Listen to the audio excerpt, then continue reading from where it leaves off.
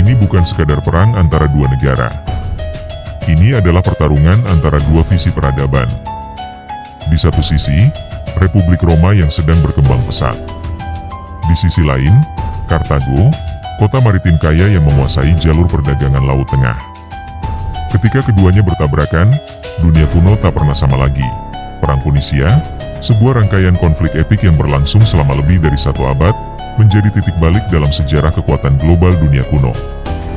Dari pertempuran laut yang brutal hingga taktik gila melintasi pegunungan Alpen bersama gajah, kisah ini lebih dramatis dari fiksi manapun. Namun di balik kisah heroik Hannibal dan kebesaran militer Roma, tersimpan konspirasi politik, pengkhianatan, dan ambisi imperialisme yang menenggelamkan ribuan jiwa. Perang ini bukan hanya soal wilayah, tapi soal dominasi atas masa depan dunia Mediterania. Jadi pertanyaannya adalah, bagaimana Roma yang awalnya hanya kekuatan regional, bisa menghancurkan saingan besarnya dan muncul sebagai penguasa dunia kuno? Dan mengapa Perang Punisia menjadi salah satu konflik paling penting dalam sejarah umat manusia?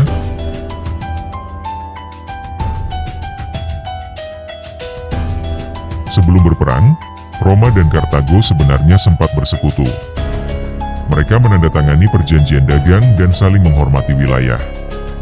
Tapi ketegangan muncul ketika Roma mulai berekspansi ke Italia Selatan, dan Kartago mengincar Sisilia, pulau strategis yang berada di antara keduanya. Sebuah konflik kecil di kota Messana, Sisilia, memicu Perang Punisia pertama pada tahun 264 sebelum Masehi. Roma, yang saat itu belum memiliki kekuatan laut besar, memutuskan untuk membangun armada dan menantang dominasi maritim Kartago. Kartago, dengan pengalaman sebagai kekuatan dagang laut, meremehkan Roma. Tapi Roma membuktikan diri sebagai kekuatan militer tangguh yang belajar cepat. Dalam waktu singkat, mereka menguasai sebagian besar Sisilia dan memaksa Kartago mundur. Perang Punisia pertama berakhir dengan kemenangan Roma.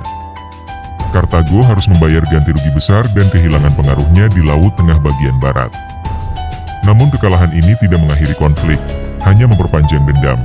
Dan di balik layar, seorang jenderal muda Kartago mulai menyusun rencana besar, membalas kehinaan itu dengan cara yang tak terbayangkan.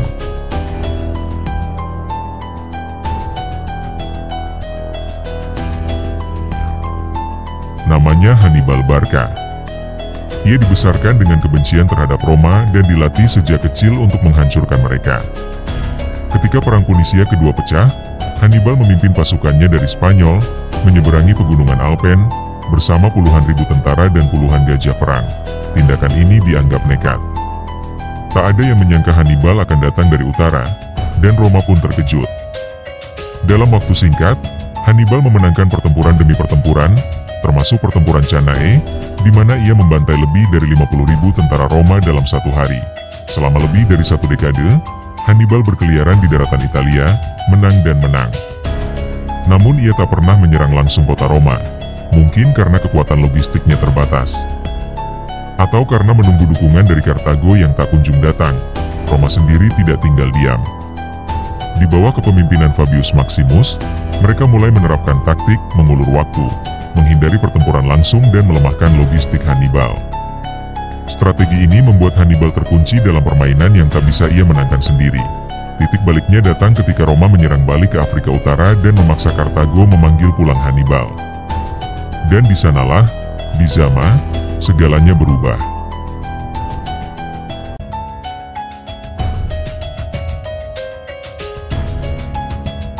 Tahun 202 sebelum Masehi, Jenderal Romawi Publius Cornelius Scipio, yang kemudian dikenal sebagai Scipio Africanus, menghadapi Hannibal dalam pertempuran Zama di wilayah dekat Kartago. Disinilah dua otak militer terbesar dunia kuno berhadapan langsung. Namun kali ini Hannibal bukan lagi sang pemburu, tapi yang diburu. Dengan pasukan yang kelelahan dan kekurangan sumber daya, Kartago tidak memiliki cukup kekuatan untuk menandingi tentara Roma yang segar dan termotivasi. Scipio belajar dari kesalahan para pendahulunya.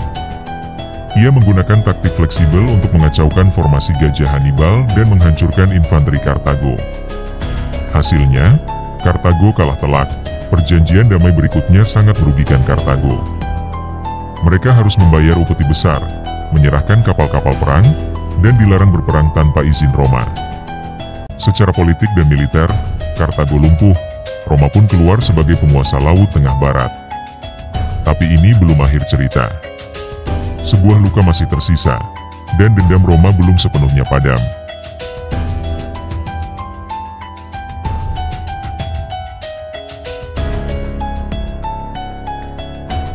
Puluh tahun setelah Zama, para senator di Roma, terutama Cato Tua, terus mendorong untuk menghancurkan Kartago sepenuhnya.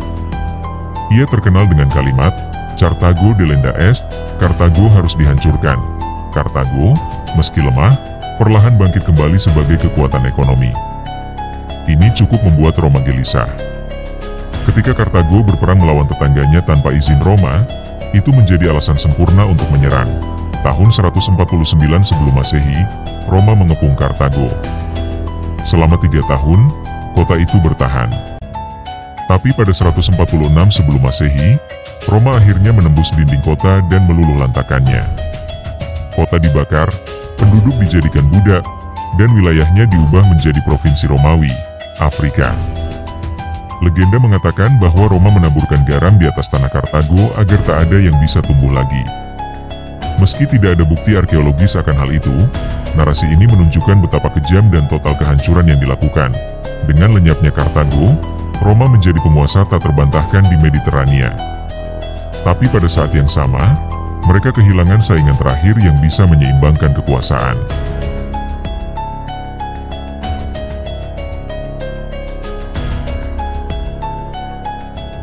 Perang Punisia bukan hanya soal kemenangan militer.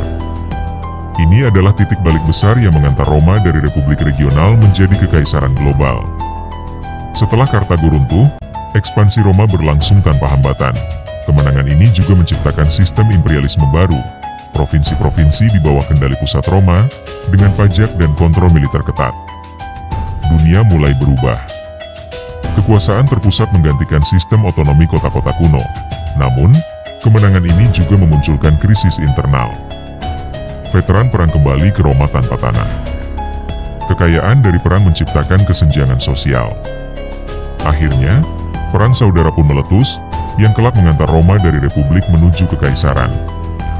Sementara itu, Kartago yang dulu megah, hilang dari peta selama berabad-abad. Namun nama dan warisannya hidup dalam legenda dan ketakutan bangsa Romawi terhadap kemunculan musuh besar lainnya. Perang Punisia menunjukkan satu hal, konflik besar bisa membentuk dunia. Tapi harga dari kejayaan seringkali adalah kehancuran total bagi pihak yang kalah.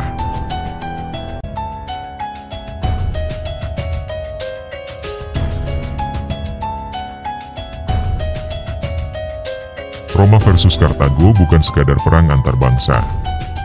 Ini adalah konfrontasi antara dua peradaban dengan cara hidup yang sangat berbeda. Dan seperti yang terjadi sepanjang sejarah, hanya satu yang bisa bertahan.